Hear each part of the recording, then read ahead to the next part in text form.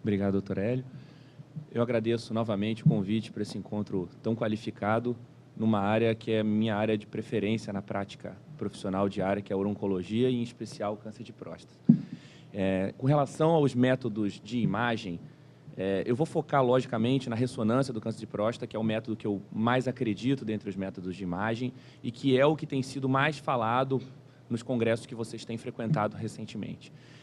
Então, eu sempre gosto de começar com esse caso clínico, que ele representa bem o papel e o que a gente acrescenta e como a gente consegue modificar o contexto do câncer de próstata. Um paciente de 60 anos, previamente ígido, e ele era funcionário público, faltava 2 meses para se aposentar. Tinha a vida toda planejada, já tinha juntado dinheiro, já sabia tudo o que ia fazer. Fazia check-up, acompanhamento médico frequente, né? Funcionário público, ele conseguia, ia nas consultas direitinho. Tinha uma história do PSA em ascensão.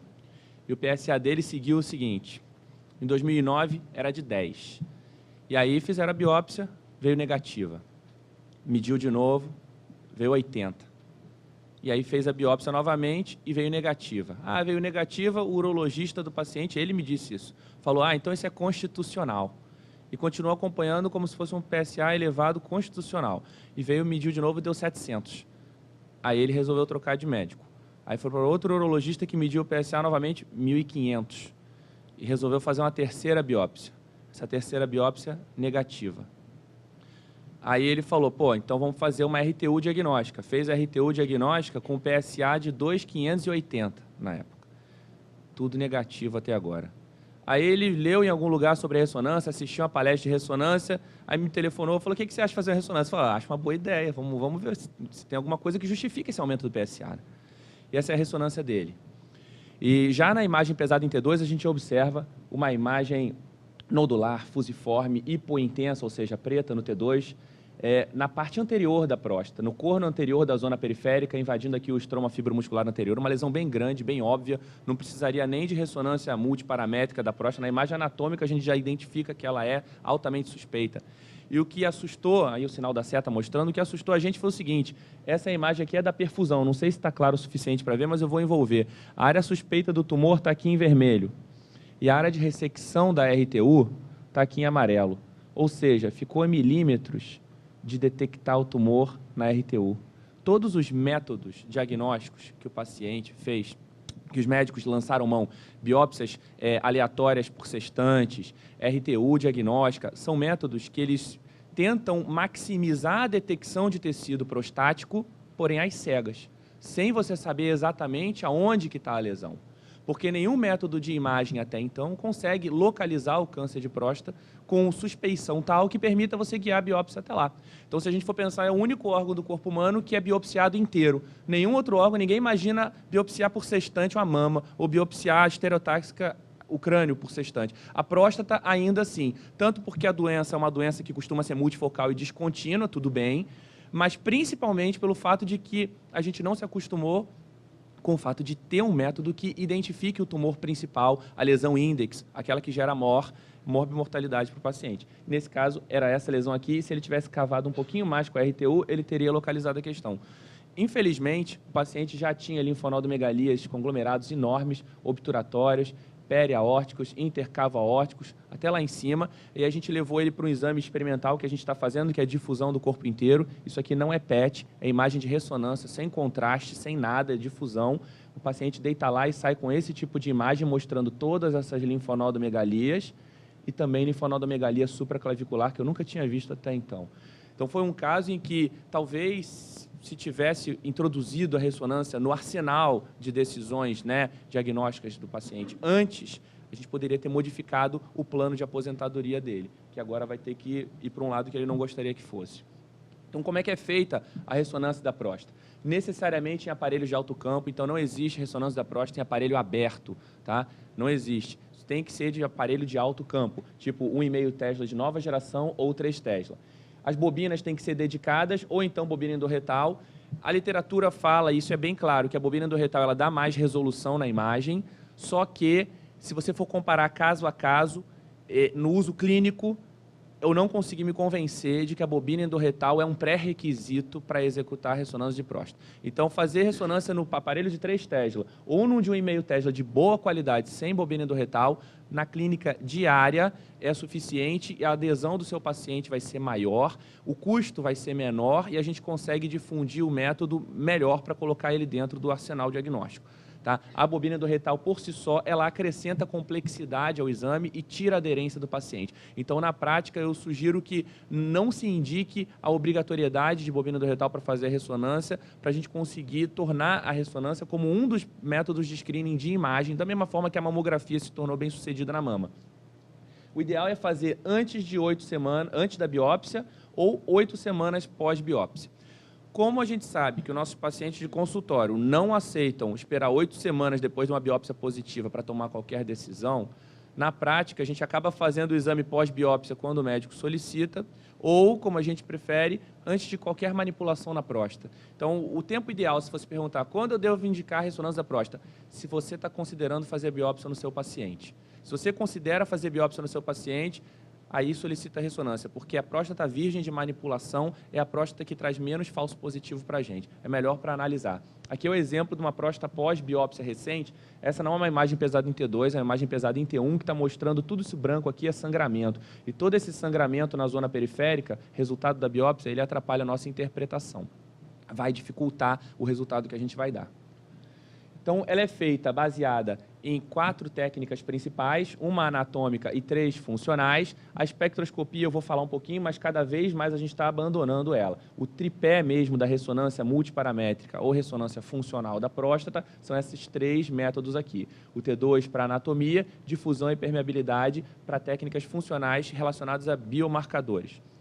Então, o T2 mostrando a anatomia normal da próstata, a zona periférica, essa área hiperintensa em formato de crescente ou de chifre, a cápsula prostática marcada pela cabeça de seta aqui, e a glândula interna, que a gente junta tudo, zona transicional, periuretral, zona central, a gente junta tudo como glândula interna nessa área do asterisco, ela é heterogênea, esse triangulinho overomontano e a cápsula cirúrgica nessa cabeça de seta preta. Então, a anatomia zonal da próstata pode ser muito bem identificada e como a maioria das lesões vão estar na zona periférica, e a zona periférica, ela geralmente aí é homogênea no T2, a gente consegue ver razoavelmente bem as lesões.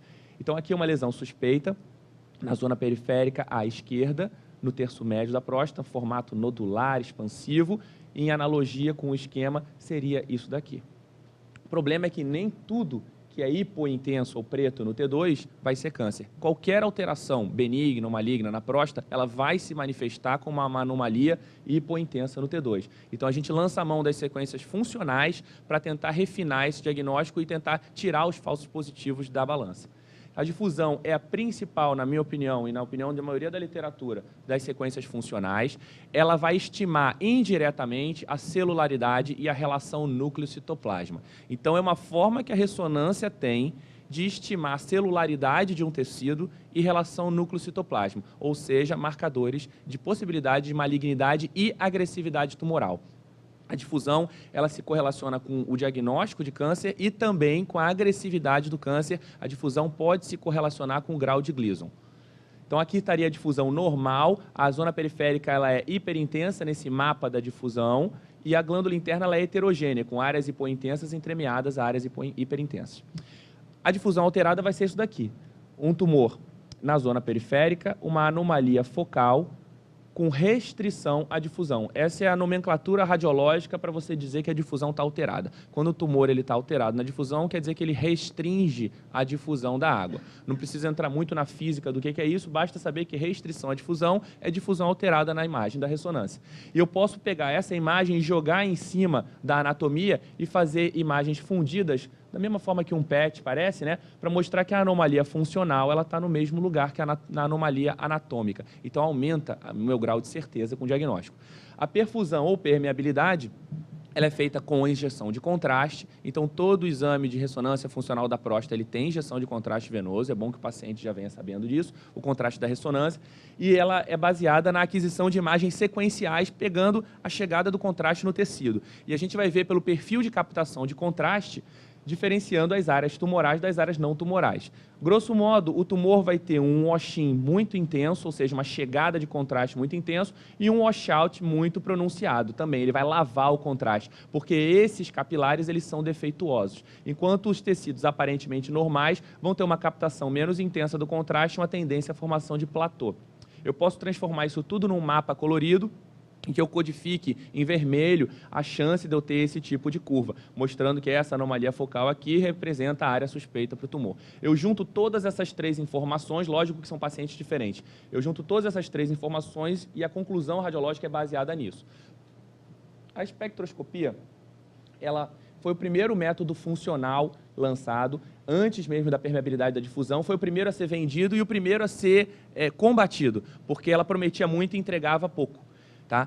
Ela se baseava na seguinte premissa mágica: o espectro normal ele tem um alto pico de citrato, um baixo pico de colina, enquanto o espectro alterado ele tem um baixo pico de citrato, que é um metabólito protetor da próstata, e um alto pico de colina, que é um metabólito marcador de turnover celular. Seria muito bonito se eu botasse lá o marcadorzinho e saísse o resultado como se fosse um exame de laboratório, mas não é assim. O método é muito variável, ele é muito heterogêneo, a capacidade da gente medir e de achar uma área suspeita é muito complicada na prática clínica diária. No final, você levava mais tempo analisando uma espectroscopia do que para tirar uma próstata. Então, o método não se provou um método efetivo no uso clínico em estudos multicêntricos.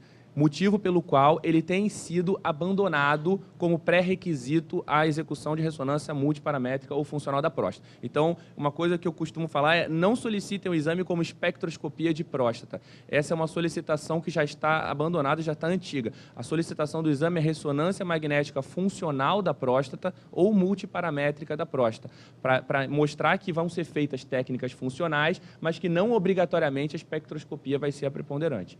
Então, a gente mostra aqui um caso bem típico, bem exemplar. Um tumor aqui, uma anomalia focal hipointensa no T2, na zona periférica direita, no terço médio, mostrando que tem restrição à difusão, ela é hipointensa nesse mapa da difusão. Eu faço a fusão das imagens e eu mostro que está tudo no mesmo lugar.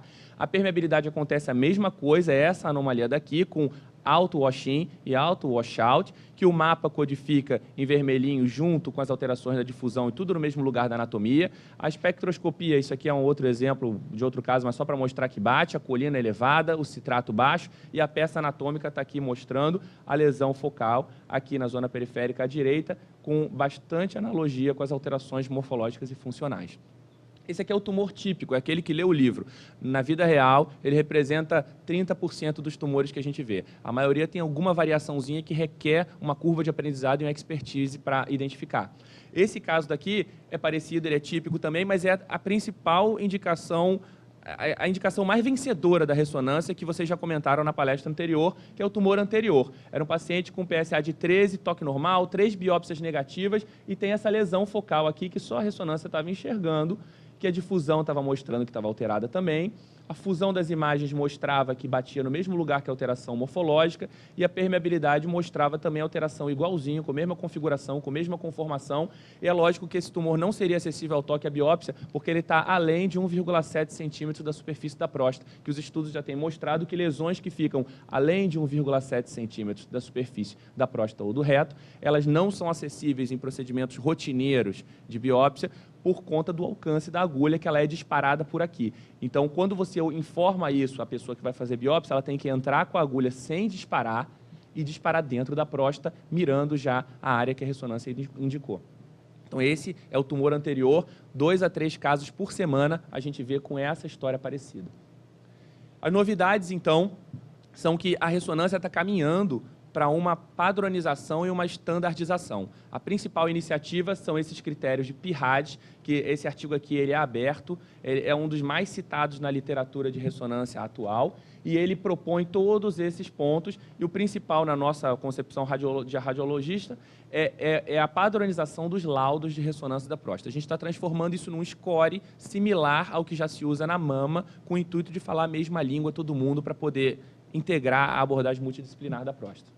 Aqui seria mais ou menos um atlasinho que nós apresentamos no Congresso Americano, junto com o grupo da Holanda, mostrando qual seria a nossa escala. Então, por exemplo, o PIRAD 5 para uma lesão focal em T2 seria essa lesão zona nodular com sinais suspeitos para extensão extracapsular. O PIRAD 5 para difusão seria uma lesão que brilha muito na difusão bruta e fica muito preto no mapa da difusão, e assim por diante. Isso aqui também vai estar aberto na literatura em breve, se o artigo conseguir ser aceito. E esse PIRADS funciona? Já tem alguns estudos mostrando a validação desse score para o diagnóstico e a detecção de câncer. Nós também estamos fazendo estudos em relação a isso. Esse é o nosso que está submetido, tentando correlacionar o score do PIRADS com a predição de extensão extracapsular. E a gente chegou a uma área sob a curva de 74%, né, 0,74%, e nessa mesma população, a gente tinha aplicado isso com menos pacientes, estava superando o uso do PSA e o uso do Gleason da biópsia. Esse aqui já não é um estudo propriamente dito, é mais uma análise observacional dos casos que a gente tem lido na prática clínica no último ano. Então, a gente está atualmente em 1.400 e alguma coisa. Nessa época que eu fiz essa análise, estava em 969. Então, tem 969 bolinhas aqui. E aqui era o seguinte, esses são os casos em que eu achava que eram suspeitos, por abordagem subjetiva. Esses eram os casos que eu achava que não eram suspeitos. E aqui está o PIRADS deles. Tá? Então, a maioria dos casos que eu achava que eram suspeitos, por acaso, estavam com PIRADS mais altos, e a maioria dos casos que eu achava que não eram suspeitos, estavam com PIRADS mais baixos. Alguns desses, como a maioria vem de fontes diferentes, eu calculei acho que mais de 120 prescritores diferentes para esses exames, então era difícil de confirmar caso a caso. Mas alguns a gente teve confirmação, 110 a 120 casos a gente conseguiu confirmar, e foram esses os casos confirmados. Em vermelho estão os casos confirmados positivos, e em verde estão os casos confirmados negativos, mostrando que sim, teve um domínio de casos positivos nos pacientes em que a gente achou que eram suspeitos pela ressonância, e um domínio de casos negativos nos pacientes que a gente achou que não eram suspeitos. E também os maiores valores de PIRADS se associaram à positividade, da mesma forma que os menores valores de PIRADS se associaram à negatividade. Se eu tirar os duvidosos aqui, fica mais fácil de ver o contraste entre as cores. Então, isso gerou uma acurácia mais ou menos de 81% da ressonância com o uso de PIRADS na detecção, na clínica diária. Estou falando isso no nosso uso clínico, na detecção de câncer de próstata. Tá? Os falsos negativos foram 28 daqueles que a gente teve confirmação, sendo que desses 28, 11 tinham Gleason 6, que eu vou mostrar que a ressonância tem uma acurácia um pouco menor para isso. E quais são as nossas fraquezas? As fraquezas são o tumor de Gleason 6 ou menos, principalmente de baixo volume, a ressonância tem resultado menor. O tumor de pequeno volume, como eu falei. Extensão extraprostática microscópica para diferenciar de doença intraprostática é difícil porque, como eu disse, é microscópica. Então, a gente não tem essa acuidade na imagem para fazer essa diferenciação. E o tumor infiltrativo não bulk, aquele que não forma massa e cresce pelo arcabouço da próstata, todos os fragmentos positivos e você não vê nódulo. Esse também é uma fraqueza. Mas o lado positivo disso é que esses pacientes eles fazem critérios de active surveillance. Então, se você não vê, pelo pessoal da Holanda, pelo menos como eles laudavam, eles diziam tanto faz como tanto fez. Esse é o tumor que eu não quero ver. Não sei se todo mundo vai concordar com essa afirmação, mas existe uma lógica para isso. A extensão extraprostática microscópica, muitos estudos mostram que se comporta semelhante ao tumor T2, e esse aqui é uma desgraça mesmo. Isso aqui era um paciente Gleason 9, que ninguém viu nada nele, e era Gleason 9 em todos os fragmentos, mas graças a Deus eu só vi 2 casos disso até hoje. O que meu urologista deseja, então, a gente já encaminhando para o final? Você já tem os seus scores, suas tabelas de estratificação de risco, e aqui está o urologista, feliz da vida, e pensando o seguinte, a ressonância já está na mesa, já está sendo usada, só que ela não está integrada ainda com essas tabelas. Eu não posso clicar um botãozinho e dizer ressonância positiva ou negativa, o que eu vou fazer? Por enquanto, essa análise ela ainda é subjetiva. A gente está caminhando e já a passos largos de juntar o raciocínio radiológico com o raciocínio clínico urológico para conseguir colocar a ressonância também na mesa das decisões e introduzir informações que vão ajudar vocês na estratificação de risco dos pacientes. Os take-home messages, então, que a ressonância multiparamétrica da próstata ela tem um papel estabelecido em todas as fases da história natural, diagnóstico, estadiamento, estratificação de risco e recidiva também por qualquer modalidade terapêutica.